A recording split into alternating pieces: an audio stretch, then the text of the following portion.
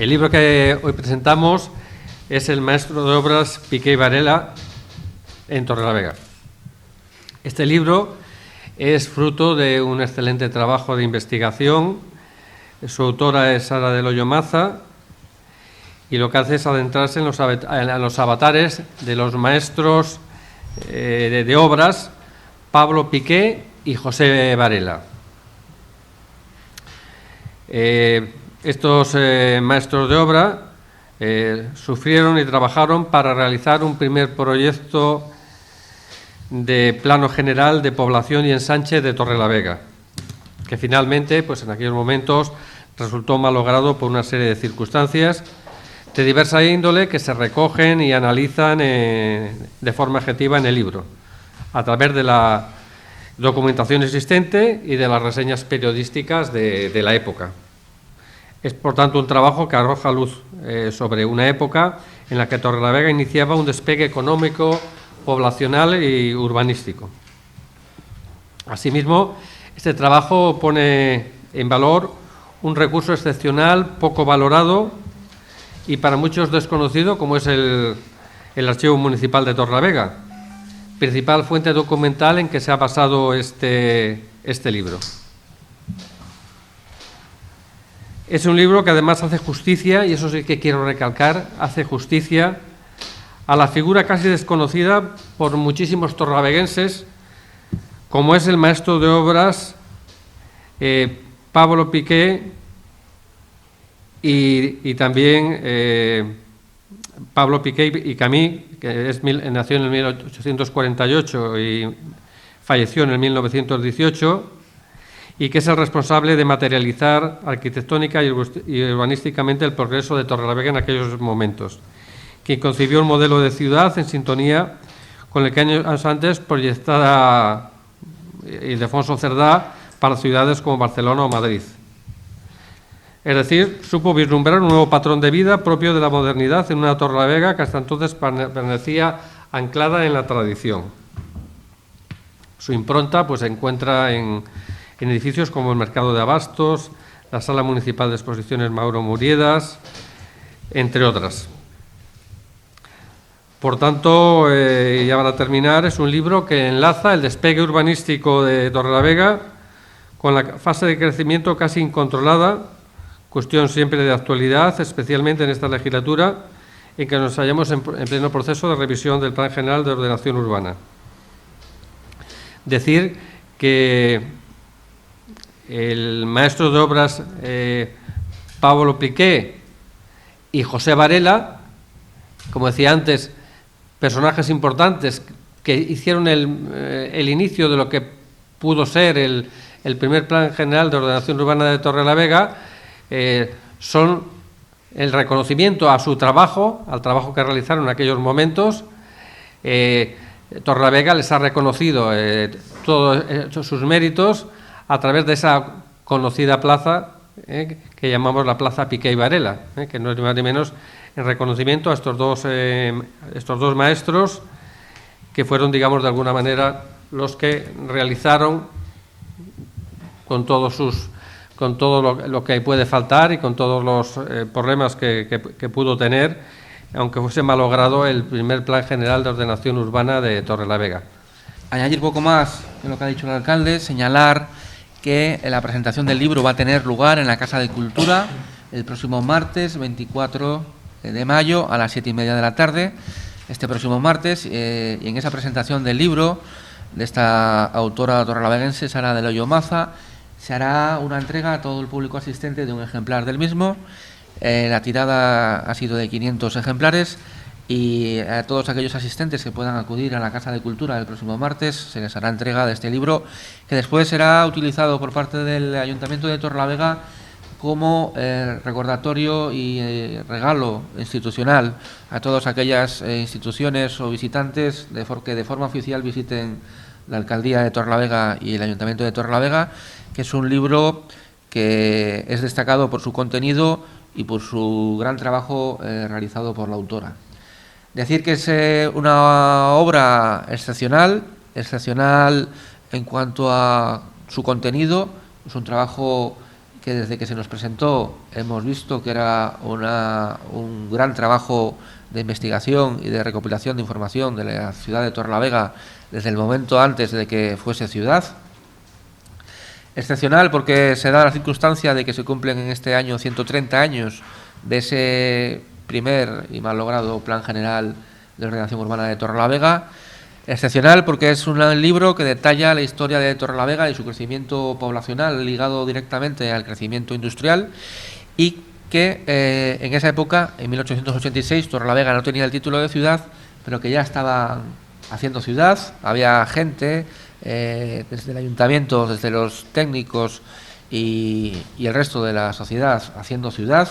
Título de ciudad que se nos fue otorgado en 1895 por la entonces reina regente, y ciudad que seguimos haciendo en todos aquellos pasos y medidas que coinciden también en este año o en esta legislatura con la revisión y adaptación del vigente Plan General de Ordenación Urbana, que data de 1985, aprobado en 1986, que son justamente 100 años después de ese primer Plan General de Piqué y Varela. Esta publicación que edita el Ayuntamiento se financia íntegramente por parte de la Gerencia Municipal de Urbanismo. Es algo excepcional, como decía antes, y fuera de lo normal que desde Urbanismo se edite un libro, pero entendimos, cuando así nos lo hicieron llegar a través de Miguel Ángel Sánchez y cuando conocimos en persona a Sara de Loyo Maza, porque ya la conocíamos antes por los trabajos que estaba haciendo, pero cuando la conocimos en persona decidimos apostar por esta publicación. Es una publicación que, si bien vendrá acompañada posteriormente, después del verano, con una exposición propia del contenido de esta publicación, y que también complementaremos con 4 conferencias de 4 periodos históricos de Torrelavega, desde sus inicios antes de ser ciudad hasta las épocas más recientes de finales del siglo XX. Decir poco más en cuanto a la publicación, más que lo que insistir en lo que he dicho, que es una publicación excepcional en cuanto a que corresponde con un aniversario de 130 años del primer Plan General de Torrelavega, el de Piqué y Varela, que coincide que es una publicación que, fuera de lo habitual, por su contenido urbanístico y arquitectónico, se hace desde la Gerencia de Urbanismo de este Ayuntamiento, que creemos que ha sido una obra muy bien trabajada, que cuando se lo presentamos al resto de grupos políticos de la corporación vieron que el trabajo de Sara era un trabajo muy laborioso, muy elaborado y muy preparado en cuanto a planificar, prever y promover la edición de este libro. Y por último, añadir que brevemente destacar que en trabajos de historia, que por lo general y habitualmente siempre han sido señores o caballeros los que en Torrelavega han trabajado estos temas, en este caso es una mujer joven de la ciudad que, por resumir y dejar en una frase que pueda ser un poco clarificadora, es una mujer joven que, en mi opinión personal, va a ser el futuro del pasado de esta ciudad. Con eso quiero decir que sé que es una persona que va a estudiar y que estudia la ciudad, y que permanentemente está investigando y descubriendo cosas nuevas, cosas sorprendentes, y que esta, sin duda, va a ser la primera de muchas publicaciones que Sara de Loyo Gómez va a hacer, y que esperamos que desde el Ayuntamiento de Torrelavega, de aquí al futuro, podamos seguir colaborando con gente con tanta implicación por la ciudad y tanto interés en conocer la historia y en difundirla a los ciudadanos de esta ciudad, que es ciudad gracias a todos y todas los que desde la corporación o desde la ciudad o desde todos los ámbitos hacemos ciudad en el día a día, como en su momento fueron Piqué y Varela y quienes estaban en el ayuntamiento entonces, o como quienes ahora seguimos trabajando por hacer ciudad, crecimiento poblacional, crecimiento industrial, y seguir haciendo de una ciudad una gran ciudad. Yo no voy a hablar de Sara de Loyo Maza desde el punto de vista académico, no voy a hablar del premio extraordinario de licenciatura que le dieron en el 2011, tampoco le voy a hablar del premio extraordinario de fin de grado o algo así que le dieron en la Universidad de Oviedo al año siguiente, al 2012, y tampoco voy a hablar de la matrícula de honor en su máster, cuyo contenido es precisamente este libro, en la Universidad de Cantabria en el año 2013. No voy a hablar de eso. Tampoco voy a hablar de las decenas de artículos, ponencias y comunicaciones, incluso en revistas extranjeras, No voy a hablar de estas cuestiones, voy a hablar de Sara del Hoyo Maza, a la que yo había leído y tenía una magnífica opinión de ella, pero voy a hablar todavía de épocas más recientes, porque yo hace tres meses o poco más, yo no había cruzado nunca una palabra con Sara. Había oído hablar de ella, por internet circulan, ya sabéis, se pueden consultar todo tipo de artículos, PDFs con libros, páginas, capítulos, etcétera. Lo que me he encontrado es una persona joven, coincido contigo, Otto, coincido también contigo en que me satisface muchísimo en esa juventud, porque yo estaba preocupado diciendo, bueno, cuando alguno nos jubilemos, ¿quién va a hacer historia en serio de Torrelavega? Pues yo creo que ya tenemos una candidata. Seguramente habrá más, esperemos. Entonces me he encontrado con una persona muy dinámica, muy joven, no se arredra ante ninguna dificultad, por lo menos hasta ahora, y en cambio muy madura intelectualmente. Desde el punto de vista historiográfico y metodológico no tiene todavía, no tiene tacha. Está abordando cuestiones muy importantes en la historia de Torrelavega y en la historia de la comarca. Siempre hemos dicho la importancia de la historia industrial de Torrelavega y de los corrales, etcétera, pero nunca nadie había entrado hasta ahora a fondo. Entonces eso es a ver que tiene uno más que tiene Sara. Me parece que dentro de poco sí que vamos a tener, en un año o en dos, sí que vamos a tener estudios serios sobre la historia industrial de Torrelavega, sobre el pasado industrial de la comarca y de sus efectos. Entonces, no solamente Sara se va a dedicar al urbanismo, que sí, que se puede seguir dedicando, sino que se va a dedicar a cómo se construye la historia industrial de esta comarca, que esperemos que siga siendo industrial muchísimos años. Y van a emerger, desmitificándolas, algunas figuras, por ejemplo, como José María de Quijano. Y van a emerger también otras figuras menos personales, pero más empresariales, como por ejemplo la ISNIACE, sobre